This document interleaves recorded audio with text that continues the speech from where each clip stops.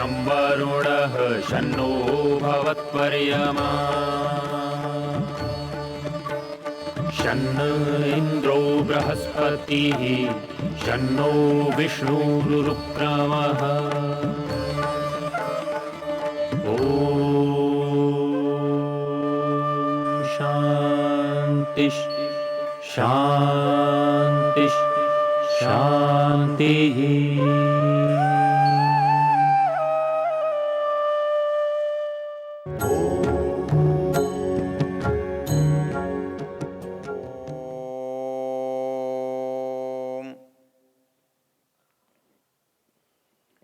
हम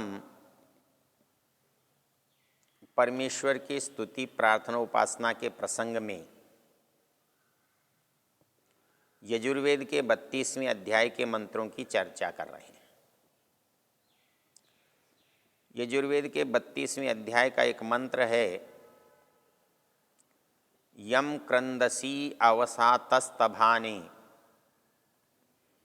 अभ्यैक्षेतां मनसा रेजमाने यत्राधिसूर उदितो विभाति कस्मै देवाय हविषा विधेम। इस मंत्र का स्वयंभू ऋषि और परमात्मा देवता है और इसमें सृष्टि विद्या या सृष्टि विज्ञान की चर्चा है, परमेश्वर के सामर्थ्य की चर्चा है। क्योंकि परमेश्वर की जब हम स्तुति करते हैं तो परमेश्वर की स्तुति में उसके जो कार्य हैं, उसका जो गुण है, उसका जो स्वभाव है, उसको जानते हैं। उसको जानना, उसकी चर्चा करना, ये स्तुति का अभिप्राय होता है। तो स्तुति करने से उसका पूरा हमें परिचय मिलता है। चर्चा की थी जब हमने, उसके नाम की चर्चा परिचय में शामिल थी और उसके बाद उसके उपस्थिति की चर्चा, उसके कार्यों की चर्चा। तो ये मंत्र उसके कार्यों की चर्चा कर रहा है, संसार के निर्माण की चर्चा कर रहा है। यहाँ पर जो शब्द हैं, यम क्रंदसी अवसातस्तभानि, मतलब वो इन समस्त संसार के लोगों की रक्षा करने वाला है, इनके सब सामर्थ्य को गति देने वाला है। संसार में जो कुछ भी है वो उसमें सब में आपको गति दिखाई देगी। गति के बिना संसार आप चला ही नहीं सकते, आप देख ही नहीं सकते। हर कण में आपको गति दिखाई देगी। आज विज्ञान के लोग जिन्हें हम स्थिर कहते हैं, उनमें भी वो गति देखते हैं। छोटे से छोटे कण के अंदर भी उनको गति दिखाई देती और उस गति की कोई सीमा नहीं है, बहुत तीव्र है, लेकिन हमें वो चीज़ स्थिर दिखाई देती। तो इसी तरह से सारा जो संसार है, सारा जो ब्रह्मांड है, वो गतिशील है, लेकिन ये गतिशील होने पर भी स्थिर है, अर्थात टिका हुआ है, वो इधर उधर गिरा नहीं है। क्योंकि जब कोई चीज़ गति में होती है तो गिरती नहीं है। यहाँ पर कहा है क्रंदसी। क्रंदसी का अर्थ है द्युलोक और पृथ्वीलोक। यम क्रंदसी अवसातस्तभानि, अतः इस द्युलोक और पृथ्वीलोक की वो रक्षा करने वाला है, उनको वो स्थिर करने वाला है, इसमें वो गति देने वाला है। स्थिर होते हुए भी गति है, यद्यपि वो नहीं गिर रहे हैं, अपनी ही कक्षा में हैं, इसलिए स्थिर है, किंतु अपने निरंतर गति में लगे हुए हैं। रेजमाने कहता है, इसको कैसे देखेंगे? मनसारे अभ्यैक्षेताम, कहता है इस सारे संसार को आप आंख की गति से नहीं देख सकते, इंद्रिय की गति से नहीं देख सकते, गति, इस गति को देखना है तो मन से देखना पड़ेगा। अर्थात मन जो है वो एकाग्रता जब लाता है, एकाग्रता करता है, तब हम किसी चीज़ को देख पाते हैं। हम आँखों से खुली होने पर भी कोई चीज़ नहीं देखते, नहीं देख पाते, क्योंकि यहाँ एक नियम है जिसे समझने की आवश्यकता है। हमारी इंद्रियां जो हैं हमारे साधन हैं, चाहे वो ज्ञानेंद्रियां हैं या कर्मेंद्रियां हैं। आँख है, नाक है, कान है, जिह्वा है, त्वचा है, ये जो 5 इंद्रियां हैं, इनसे 5 प्रकार का ज्ञान प्राप्त होता है। लेकिन ये पांचों प्रकार का ज्ञान इंद्रियों का अपना विषय नहीं है। यदि इंद्रियों का अपना होता तो कोई स्पर्श हमें अनुभव होना चाहिए इंद्रियों के द्वारा उनसे जुड़ने पर, लेकिन ऐसा नहीं होता। यदि हमारे ज्ञान तंतु ठीक से काम नहीं करते, या हमारी चेतना काम नहीं करती, या हमारा मन काम नहीं करता, तब हमारी इंद्रियां वस्तु के संपर्क में होने पर भी उसके गुणों को ग्रहण नहीं कर पाती।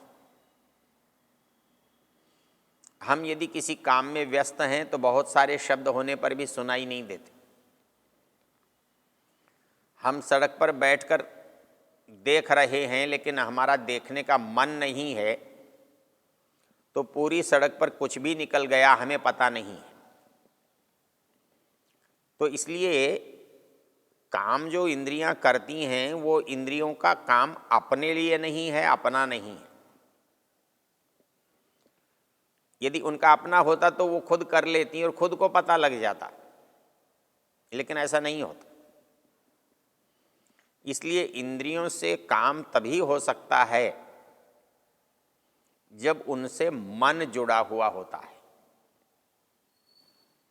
और जब किसी इंद्रिय से मन जुड़ता है तो जो काम नहीं हो रहा था वो होने लगता है, और जो कम हो रहा था वो अधिक अच्छी तरह से होने लगता है।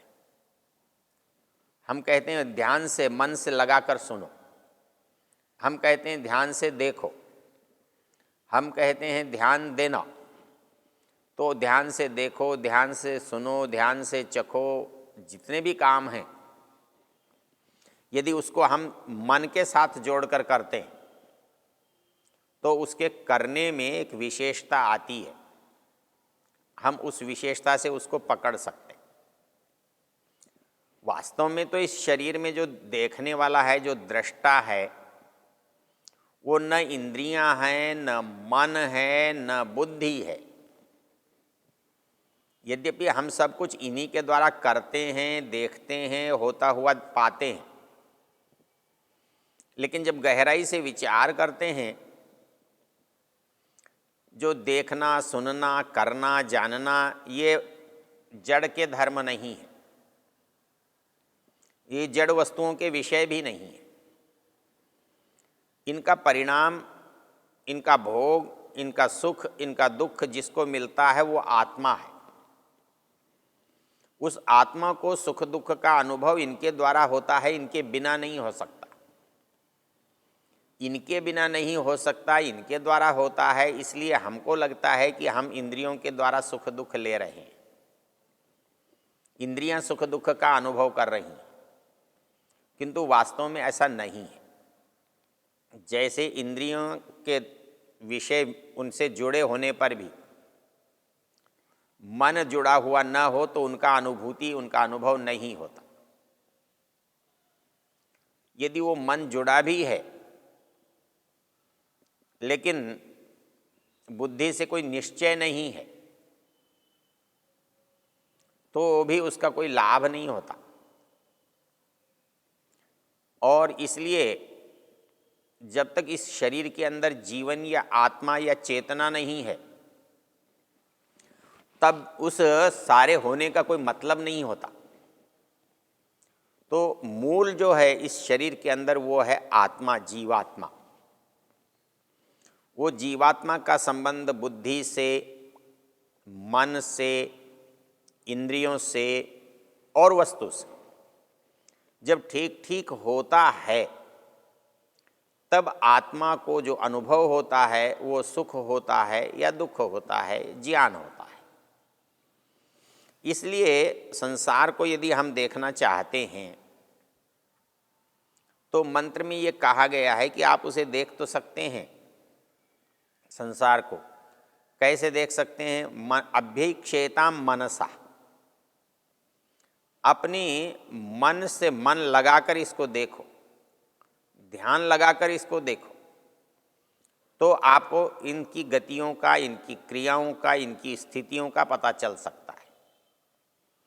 यम क्रंदसी अवसा तस्तभानि अभ्यक्षेताम मनसा रेजमाने। कहता है कि संसार में सबसे विशाल जो सूर्य है, प्रकाशमान पिंड है, यत्राधिसूर उदितो विभाति, जहाँ ये सूर्य उदय हुआ विभाति, सुशोभित हो रहा है, इस को आप समझना चाहते हैं, इनके गति को, इनके कारण को जानना चाहते हैं, तो कहता है कि इसमें आपको मन लगाना पड़ेगा। और जब मन से आप चिंतन करेंगे, ध्यान करेंगे, तो मन लगाना और ध्यान लगाना ये कुछ भिन्न चीज़ नहीं है। वास्तव में जब किसी विषय में हम विचार करते हैं तो विचार तो हर समय ही करते रहते, लेकिन उसको हम ध्यान नहीं कहते, उसको मन लगाना नहीं कहते। अर्थात हम उस विषय पर कभी चिंतन करते हैं, कभी चिंतन से हट जाते हैं, कभी दूसरे विषय को चिंतन में ले आते हैं। तो चिंतन तो हम हर समय कर रहे हैं, हमारा मन एक क्षण के लिए भी निष्क्रिय नहीं रहता है। और इसलिए आगे आप एक जगह देखेंगे, मन को सर्वाधिक शक्तिशाली और सर्वाधिक गति वाला माना गया है भी, हम देखते भी हैं। अर्थात जहाँ हमारे शरीर की, इंद्रियों की पहुँच नहीं होती, वहाँ मन की पहुँच हो जाती है, वहाँ तक मन चला जाता है।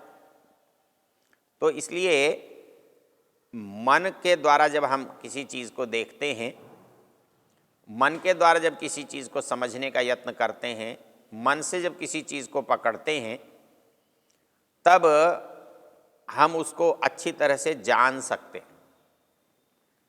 मन हमारे अंदर सबसे शक्तिशाली इंद्रिय है, सबसे अधिक सामर्थ्यवान है। और इसलिए यहाँ पर जो कहा है कि इसको समझने के लिए हमें ध्यान से समझना होगा, मन लगाकर समझना होगा। जब हम मन लगाकर समझते हैं तो यद्यपि कार्य तो वही है चिंतन का, वही है ध्यान का, वही है मनन का। अंतर क्या है? अंतर एक ही है, पहले वो खंड खंड में हो रहा था, टुकड़ों में हो रहा था, भिन्न भिन्न वस्तुओं में हो रहा था। जब हम बहुत समझते हैं कि हम बहुत सारी चीज़ों को एक साथ देखते हैं या बहुत सारी चीज़ों को हम एक साथ जानते हैं, वास्तव में ऐसा नहीं होता। मन की विचित्रता है या मन की विशेषता है, मन की एक खूबी है कि वो एक समय में एक ही काम कर सकता है। मन की ये परिभाषा है, अर्थात उसके पास काम तो हजार होते हैं, लेकिन एक समय में एक ही काम को करता है। तो फिर हमें ऐसा क्यों लगता है कि हम बहुत सारे काम कर रहे हैं? हमें ऐसा क्यों लगता है कि हम बहुत सारे काम एक साथ कर रहे हैं? इसके लिए हमारे यहाँ शास्त्र में एक उदाहरण देते हैं। कहते हैं कि यदि आप केले के कोमल पत्तों को एक साथ रखो, वो 50 हैं, 10 हैं, 100 हैं, और उनसे आप सुई से छेद करो तो ऐसा लगता है जैसे एक ही बार में हो गया। लेकिन आप उसे यदि वैज्ञानिक ढंग से देखेंगे तो आपको पता लगेगा कि वो क्रमशः ही हुआ है। पहले प्रयास में पहले पत्ते पर, दूसरे प्रयास में दूसरे पत्ते पर, तीसरे प्रयास में तीसरे पत्ते पर छेद हुआ है। लेकिन हमको शीघ्रतावश ऐसा लगता है कि जैसे वो एक ही बार में हो गया है। वही स्थिति हमारे मन की है। हमारा मन जब किसी काम को करता है तो वो बहुत शीघ्रता से कर सकता है, और बहुत शीघ्रता से करने के कारण जब वो अनेक स्थानों पर आता और जाता है, अनेक स्थानों को, अनेक तरह के कामों को एक साथ करता है, तो हमें लगता है कि हम उसे एक बार में ही कर रहे हैं, किंतु वास्तव में ऐसा नहीं होता है। इसलिए शास्त्रों ने कहा है कि ये जो अंतराल है कामों का, यदि इसमें सातत्य आ जाए, लगातार होना हो जाए, बिना रुकावट के हो जाए, तो वो वास्तव में ज्ञान कराने वाली चीज़ होती है। जब हम पढ़ना चाहते हैं तो पढ़ते हुए हमारा ध्यान दूसरी जगह नहीं जाता, तब हमारा मन लगता हुआ है, ऐसा कहते। हमारा मन जब किसी वस्तु में, किसी काम में लगता है तो उसका एक ही अभिप्राय होता है कि उस कार्य को छोड़कर, उस बात को छोड़कर हमारा मन दूसरी बात पर जाता नहीं है। हम लगातार एक ही बात में, एक ही स्थान पर, एक ही विषय में टिके रह सकते हैं। यही हमारा मन का विशेष कार्य है, मन की विशेष योग्यता है। इसलिए इस मन की विशेष योग्यता के द्वारा हम इस परमेश्वर के संसार का अवलोकन कर सकते। इसलिए यहाँ पर कहा अभ्यक्षेताम मनसा। मन से जब हम उसका ईक्षण करते हैं तो हमें जो इसके अंदर होने वाले काम हैं, विविधता हैं, अलग अलग पक्ष हैं, वो हमें समझ में आते हैं। तो पूरे मंत्र में जो इस बात की चर्चा की है वो ये कह रहा है कि इस सारे संसार को आप देख सकते हो। क्या क्या देख सकते हो? तो यम क्रंदसी अवसा तस्तभानि, जिसमें द्युलोक और पृथ्वीलोक के कार्यों को आप देख सकते हो। और इससे आगे जब आप देखो यत्राधि सूर उदित विभाति, जहाँ पर आप इस प्रकाशमान जगत को, सूर्य को, चंद्र को, विद्युत को देख सकते हो। लेकिन इस सब को जब आप ध्यान से देखोगे तब आपको एक बात पता लगेगी। तो ये कहता है अंत में फिर वही का वही चौथा चरण उसी तरह से आ गया है। वो ये कहता है कि वो जो चौथा चरण है, कस्मै देवाय हविषा विधेम, अर्थात ऐसे उस परमेश्वर के लिए हम अपना समर्पण करते हैं। ओ